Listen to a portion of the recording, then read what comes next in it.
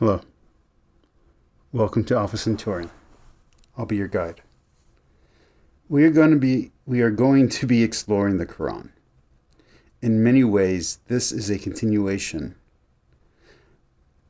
In many ways, this is the spiritual successor to my previous series called Catholic Reads the Quran. The last episode of which was posted on March the 3rd, 2019. That is 3 years ago as of writing this. I left off on Surah 9, Ayat 6. The reason I am not simply picking up where I left off is for multiple reasons. One, I had finished reading the Quran on my own since then. When I stopped uploading, it was because I had lost some enjoyment in my interactions over its content. Also, because I had lost about 100 unedited, pre-recorded episodes. And I didn't feel at that time like retreading through the same content. So why am I starting a new series about the Quran? Well, for one, I like to finish what I start when I can. For another, and the reason why this is a new series and not simply a continuation, is that my knowledge and understanding has changed. When I was reading the Quran before, I was comparing it against the Bible, and I was contrasting Islam with Catholicism. At that time, I felt that comparison was apt and fair. But now I have much more knowledge on the background of the Bible and Catholicism than I did back then. I have read the Bible front to back multiple times, read many of the church fathers, and have delved into the ecumenical councils. So, continuing in my previous format would be unfair to the Quran as a book, and would be uneven in my messaging to my audience. That does not mean that I am trying to convert. I am not. I am much deeper into Catholicism and into Christianity than I was in October the 2nd, 2017, when I started my previous Quranic project. Also, YouTube as a platform, and more broadly, the US as a culture has changed. I can't speak for the rest of the world, but from my perspective, that means I should take a slightly different and more reverent approach to the material I plan to explore and question. And there will be questioning. If you can't manage hearing hard and difficult questions about the text, its theology, and its practical implications in the real world, then this series is not for you. While I will be kind and fair, I will also be critical and blunt. Prepare your mind for that if you're going to watch this series. In preparation, I reread Surahs 1 through 9 over the last 3 weeks. My observations were roughly the same as they were the last time I read through this material, with a steady mind. The religion and theology that is taught through the Quran, and by here I mean the Quran only, that is without the Hadith, is different than the Islam that is encountered or presented in movies, shows, entertainment, and pop culture. And I'm not talking about the pop culture of 20 or 30 years ago. I'm talking about today's culture, today's pop culture. Popular shows, anything with a broad range of representation. Real Islam and the Islam that's presented in popular entertainment are not the same. That being said, some of the worst representatives are its online apologists. That is, the worst representatives and supposed defenders of the Quran and Islam. The theology and dogma they preach in YouTube comments is confrontational and heartbreaking. The Quran, at least in the first 9 surah, while it does contradict Christian tradition, dogma, and doctrine, from Catholicism and Orthodoxy to Protestantism and progressive Christianity.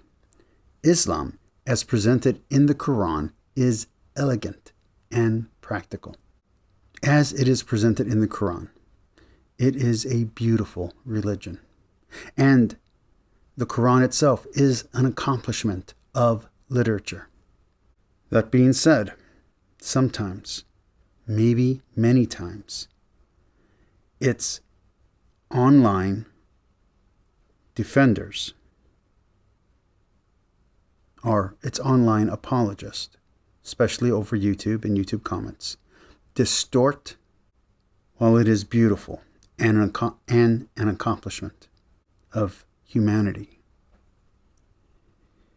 it is also distorted by the very loud individuals that claim to be its defenders. Many of the Muslims I know and have met in real life are some of the friendships I have enjoyed the most. But the interactions online have many times been less than productive. Let's go over some of the major positives, differences, and negatives I saw during this revisit of the surahs I have read before. The Quran is culturally rich. Much of the non-biblical and Arabic history presented in the Quran is unknown to the West and the New World, even to the point that the cultural norms are different and foreign.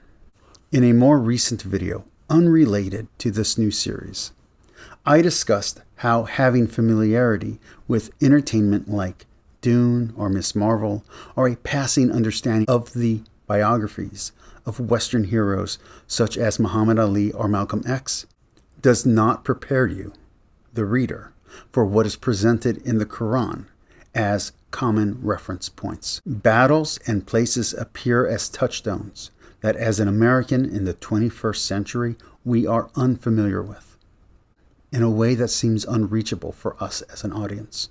Unlike the Gospels, which can seem too modern and too familiar to the point that its radical precepts lose their impact as we consider them commonplace and just the way things are.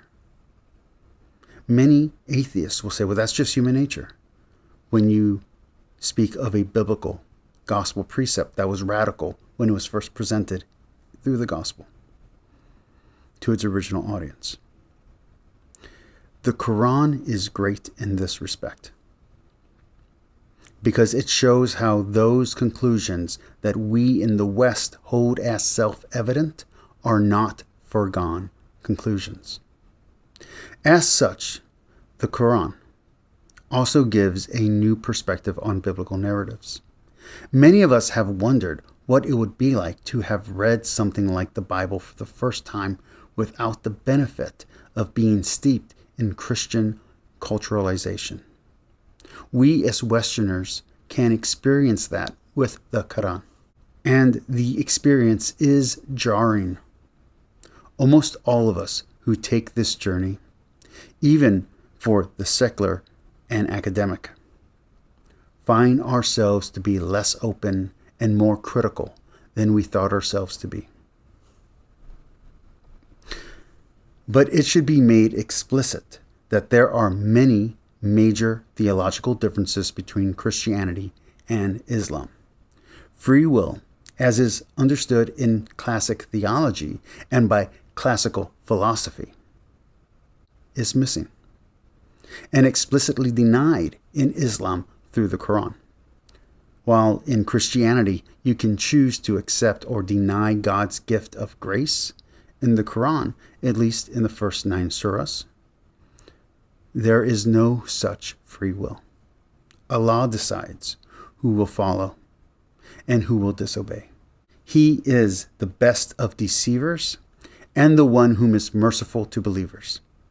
In the same way, justification works differently in Islam, and works are not only a discipline to keep you on the one true path, as it is in Catholicism, but in Islam, works such as almsgiving and fasting are mandatory and compulsory, as it seems, on the point of death at some passages, or ayats. Ayat? Arya. But there are always available exceptions for those who can't make a pilgrimage or who don't have enough to give to others. Forgiveness works differently as well, for in Christianity, only God can judge. In at least one interpretation of the Quran, only God can forgive. And that gets us to intercession and intercessors. In the Quran, it is simple. This important Christian belief is strictly denied. In Islam, there is no intercessor. You are not your brother's keeper. You are simply responsible for yourself and your own actions. Yet the biggest difference is in Christology. In Islam, Christ is just another prophet. In the Quran, he is not the Son of God, because in the Quran, God has no children in that way. The negatives of the Quran are a matter of taste and style. The book is written as a type of oral poetry, a song meant to be sung, not a prose narrative meant to be read, and definitely not meant to be read silently. It's for an audience to be recited. As such, it is repetitive and non-chronological. This means for it to be understandable in other languages, such as in English, that is, languages other than its native original, is difficult. And the more effort put into making it understandable as prose, the more art and beauty of its original recitation is lost. The better it reads in your language, the greater the sacrifice of meaning from the original language. That is the sacrifice that is made to complete the feat. Now that you know where I stand and have heard my unfiltered opinions of what I have read before, I hope you tune in and enjoy this series. Hopefully, we will finish on the last page.